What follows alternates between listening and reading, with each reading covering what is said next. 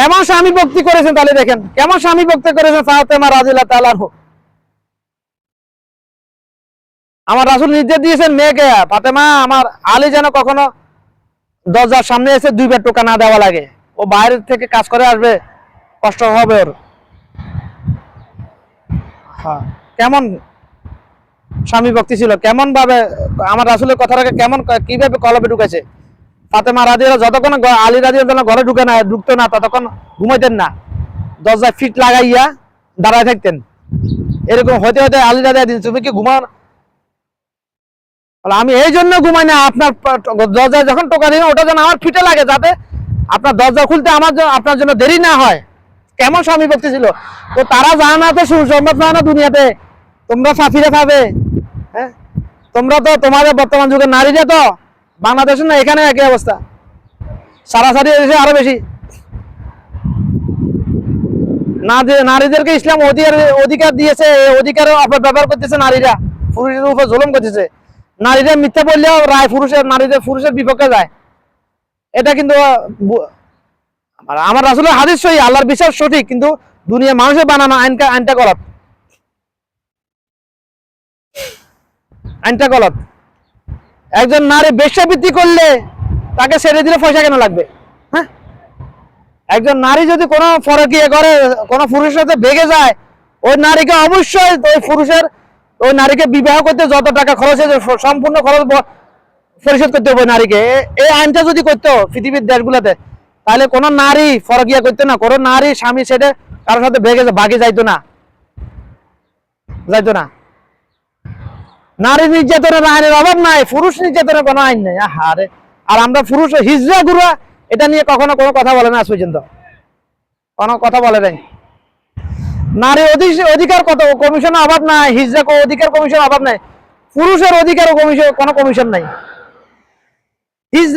পুরুষ হিজড়া, কারণ যে দেশে প্রধানমন্ত্রী নারী গত 25 বছর ধরে, ওই দেশের সকল পুরুষও হিজড়া।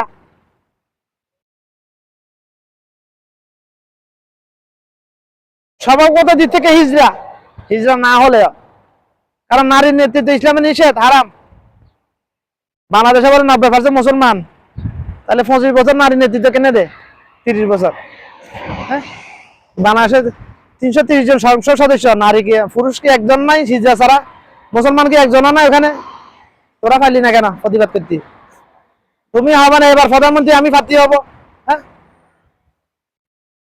বাংলাদেশের রাজতন্ত্রের দেশ না যে জামাই মূল্যে স্বামী বউ ভাবে, বাপ মূল্যে মেয়ে ভাবে, এরকম তো না, বাধ্যতামূলক। প্রথম পর্যায়ে ফাইসে রেখেছে গা, পরিবর্তন করো নাই। আবেগ, সাজি আবেগ। আলেম নায়ের বেশিরভাগ ধর্ম ব্যবসায়ীরা শুধু আবেগ আবেগ আবেগ। আহার, তোদের আবেগ দিয়ে দিন কায়েম হয়েছে কখনো? দোয়া করে দিন কায়েম হয়েছে? জামাত, আহারে কত বড় অপদার্থ দল। আচ্ছা, 10 মাস হয়েছে নিজেদের নিবন্ধনটা আনতে পারে নাই। একজন নারী ইসলাম ধর্মদ্রোহী ক্ষমতার ব্যবহার করে তোর নিবন্ধন কেটে নিয়েছে, আর তোরা পুরুষ বলে, তোরা বলে পুরুষ, তোরা বলে মুসলমান বলে, তোরা নিজেদের নিবন্ধনটা এখন আনতে পারি নাই, কারণ আটকা রয়েছে নিবন্ধন। এটা কি আল্লাহর ওহী, কোরআন হাদিস যে নিবন্ধন আনতে দিতে পারবে না, নিষেধ আছে আল্লাহর? তোরা ইউনিট চারে স্বরাষ্ট্র উপদেষ্টা না কি ধর্ম উপদেষ্টা, ওই মুনাফিক আখামক খালেদ এত ঘেরো করছে রে তোরা। এই মতো আমাদের নিবন্ধন দে, এটা কি আল্লাহর নির্দেশ যে আমাদের নিবন্ধন দিবি না? দে, এই মতো দে, তাহলে মেরে ফেল, তোরা ফিসে ফেল ইউনিট চারে। ওই যে আসিফ নজরুলকে, আরো কয়েকজন আছে হারামির মুনাফিক, বেগুন মুনাফিক। ইউনিট চার সকল কর্মকাণ্ড হয়েছে দুনিয়া নিয়ে, মানে বাংলাদেশে ইহুদি নাসারাদের কালচার প্রতিষ্ঠা করার জন্য, আমেরিকার ঘাঁটি করার জন্য এদের পরিবেশ, হাতে তোদের একটা স্লোগান ধরাই দিছে, সংস্কার ভিডিও হয়েছে আগে একবার ঘাঁটি অনেক কষ্ট করে ভিডিও করছে, স্লোগান ধরেছে সংস্কার আছে। সংস্কার কি করছে রে? মুনাফিকের বাচ্চা, সংস্কার কি? হুজুরি আবেগী জনগণ পাবলিক কি সংস্কার করছে রে? এত বলছে না গত 10 মাসে, খালি বলছে সংস্কার কোনটা করছে? একটা সংস্কার করছে। বাংলাদেশে গত 10 মাসে যত হত্যা, দর্শন, জেনাবে বিচার হয়েছে, চুরি টাকা দিয়ে একটা বিচার করছে, হাতে করে নাই। তাহলে হাতে কি সংস্কার করলো?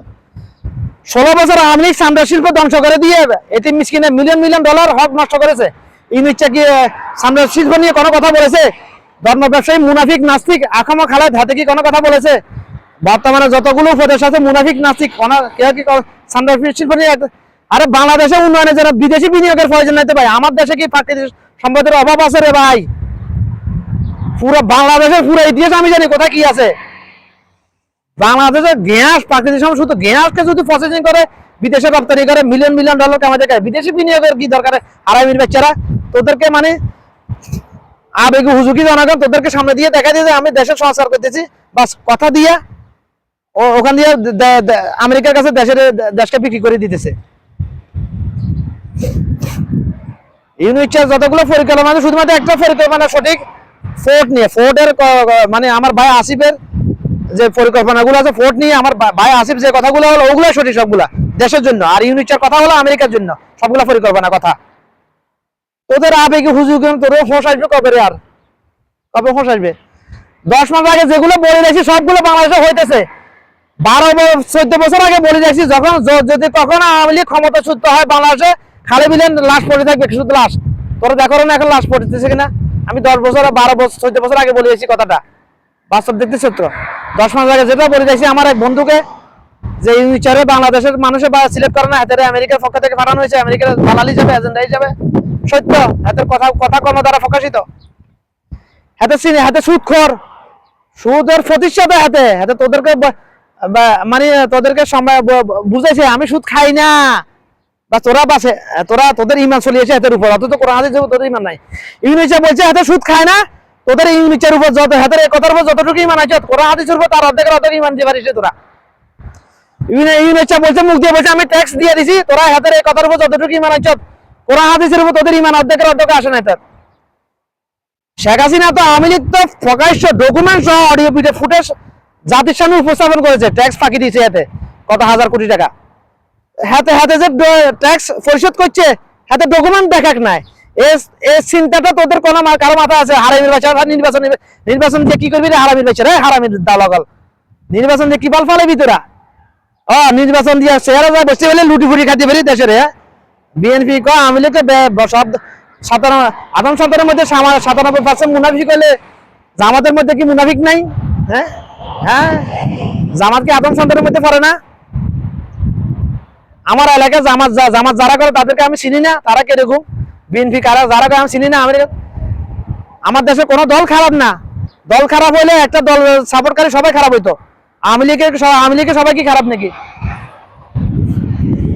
আওয়ামী লীগের সবাই যদি খারাপ হইতো আমাদের রিঙ্কু মেম্বারকে এত কিছু কেন করছে? আমাদের রিঙ্কু মেম্বার 12 বছরের মধ্যে যা করছে গত 30 বছর আমাদের ইউনিয়নে কোনো চেয়ারম্যান মেম্বার এরকম কাজ করে না, করতে পারতো, করে নাই, করার নিয়ত ছিল না তাদের জন্য। আমাদের সেলিম চেয়ারম্যান কি কারো মারি খাইছে? খাই নাই। কিন্তু বাংলাদেশে আবেগে হুজুগি জনগণ যতক্ষণ মিষ্টি খায়, গুড় খায়, আখের রস খাইতে পারে ততক্ষণ আখটা মুখে রাখে, আখের রস শেষ সলকাগুলো ছিটে ফেলে দেয়। এরকম মানুষকে এরকম ফেলে দেয়।